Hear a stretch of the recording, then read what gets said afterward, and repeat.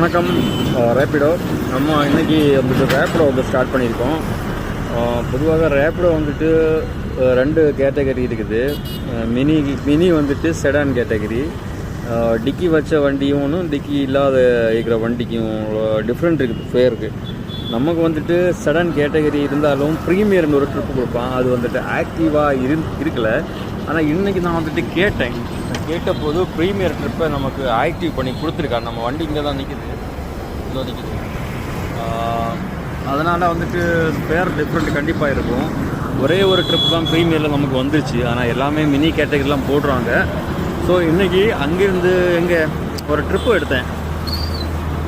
மாதாவரம் அந்த சைடில் இருந்தால் மாதாவரம் இல்லை, மதுரவாயிலிருந்து ஒரு கிளாம்பாக்கம் பஸ் ஸ்டாண்டு, புது பஸ் ஸ்டாண்டுக்கு ஒன்று போட்டோம். 550 ரூபா. ஆனால் ஃபாஸ்டேகு எனக்கு இல்லை, ஏதோ பிளாக் லிஸ்ட்டில் போட்டனால 110 ரூபா நான் ஃபாஸ்டேக் கொடுத்துட்டேன்.